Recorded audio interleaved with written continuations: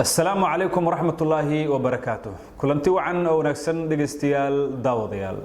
كسر دوادا برنامج كنا ويدي دكتورك وتضبط كيف مركز داوتان برتا عن فيسبوك كلنا هي سومالي سيريان هوسبيتال.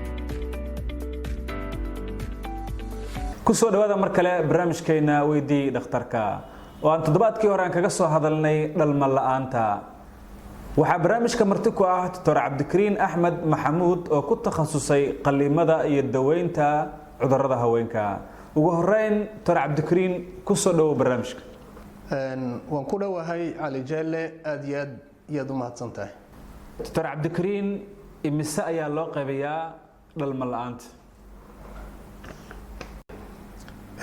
dhalmo la'aanta markii la qaybinayo siyaabo kala duwan baa loo qaybiyaa qaybaha guud ahaan markii la eego genderka waxaa loo qaybiyaa dhalmo la'aan ku dhacda dumarka iyo dhalmo la'aan ku dhacda ragga markaasi afka qalaad waxaa lagu yiraahdaa male infertility iyo female infertility balse markii la eego dumarka gaar ahaan waxaa loo qaybiyaa laba nuuc oo ayaguna noqon karaya qof horay ilmo u soo dhalay oo markaasi dib dambe ilmo u dhali waayay ama uur qaadi waayay iyo qof marnaba aan uur qaadin oo ilmo la'aan uu ku bilaaway noloshiisa so afka qalaadna waxa lagu kala yiraahdaa primary infertility iyo secondary infertility marka labada nuuc ayay noqonaysaa dhalmo la'aantu Dr. Cabdikariin isticmaalka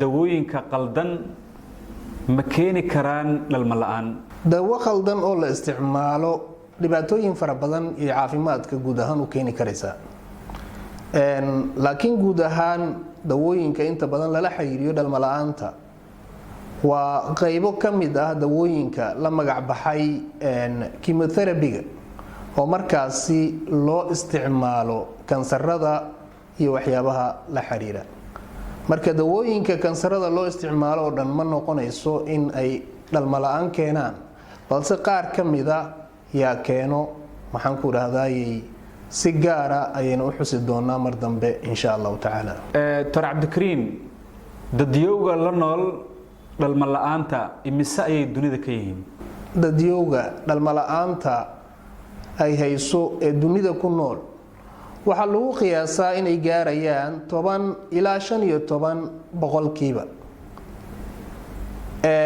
tirada percentage-ka ah in muddo ah isbedel weyn kumaana imaanin sida la qiyaasayo ilaa 50 sane ugu dambeysay celceliska dadka dhalmo la'aanta la nool waxa uu ahaa 10 ilaa 15%. Dr. Cabdikariin marka laga hadlayo dhalmo la'aanta dhanka dumarka ma jirtaa da' la dhihi karo dumarka waa ay ku dhalmo gooyaan da'da dhalmo gooynta ee dumarka oo afka qalaad lagu yiraahdo menopause waxa ay noqonaysaa da'daasi sida dunidoo dhan markii la eego dabcan waxaa jiro geographical variation waxa la yiraahdo kala duwanaansho dhanka deegaanada oo Europe iyo America iyo Asia iyo Africa iyo qaarad waliba maxaan ku raahdaa qaybta kale waxa laga yaabaa kala duwanaansho inuu jiro laakiin waxa lagu soo dhaweeyaa markaasi la soo koobo 45 ilaa 55 sano in ay dadku u badan yihiin dhalmo goynta ama dhalmadu ay uga tagto waa laga yaabaa xaalad ama cases naadir ah inay dhacaan oo meeshaasi ka sare ilmo ku dhala laakiin waxa naadirka la yiraahdo ma aha wax xukun leh oo markaasi maxaan ku raahdaa lagu soo qaato majority-ga marka waxaynu ku soo koobaynaa in dhalmo la'aantu markaasi ay ku badan tahay inay dhacdo 45 ilaa 55 sano oo da'da dumarka marka ay gaaraan. Dr. Cabdikariin, dhalmo la'aanta ma la daweyn karaa? Dhalmo la'aantu waxa weeyaan wax la daweeyo inteeda badan. daweynta dhalmo la'aantana mar waliba waxa ay ku xiran tahay maxaan ku raahdaayay sababta markaasi keentay dhalmo la'aanta.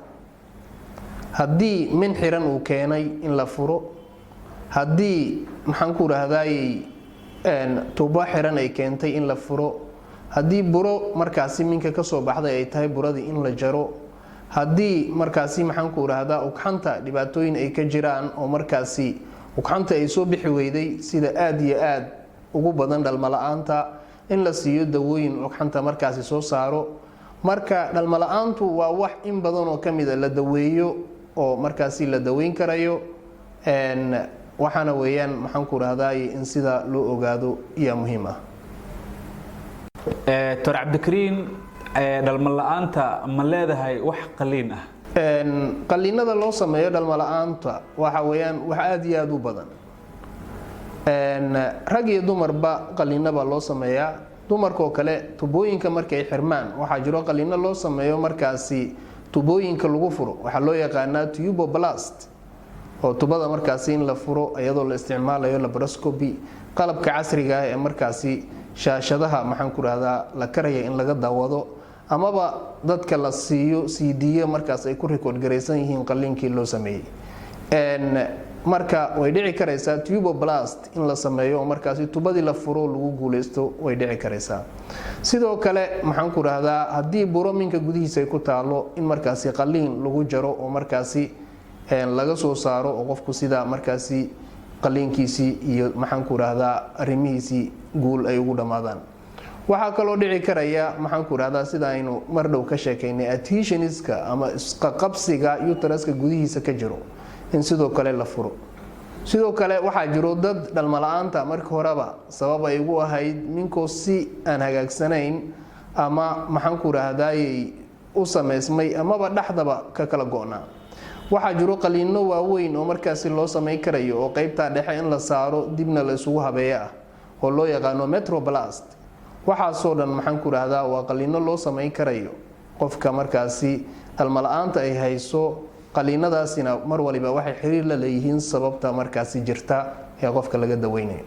ugu dambeyntii Tore, maxaad kula talinaysaa dadyowga la nool dhalmo la'aanta isla markaana aan tagin goobaha caafimaadka? dadyow badan oo la nool dhalmo la'aan oo aan tagin goobo caafimaad waxaanu kula talinaynaa marka hore inay fahmaan waxa la yiraahdo dhalmo la'aanta. waxaan sheegnay in dhalmo la'aantu ay tahay qofku marka hore in sanad uu joogay, sanadkaana uu xaas ahaa, dawo markaasi ilmaha joojisa uu qaadanayay ama protection kale oo uu uurka ka sameynayay aanay jirin. marka meeshaasi waxa soo baxayo dad badan inay dhici karayaan ayagoo bil ama 2 bil xaas ah in dhalmo la'aan hayso iyo maxaa uur ma yeelatay iyo maxaan ku raahdaa maxaa ilmo u weysay iyo arrimo noocaas ah inay maxaan ku raahdaa ku fikiraan ama dadku ay weydiiyaanba. marka arrimaha noocaas ah si fahamka guud uu noqdo mid sax ah waxa weeyaan qofka in marka hore guurkiisa ay sanad ka soo wareegto, isla markaana safar lagu kala maqnaa aanay jirin, qofkana isla markaana aanay jirin dawo uurka ka hortagta ama qalab uurka ka hortaga uu isticmaalay.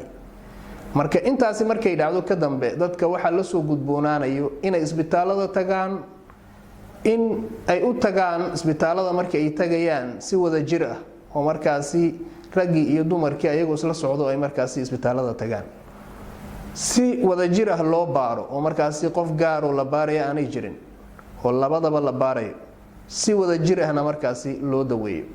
marka waxaa jiro wax la yiraahdo couple infertility, labada qof maxaan ku raahdaa dhalmo la'aantu qof ay qaas ku tahay ma jiro, sida awgeed waxa haboon in la wada baaro oo la wada daweeyo.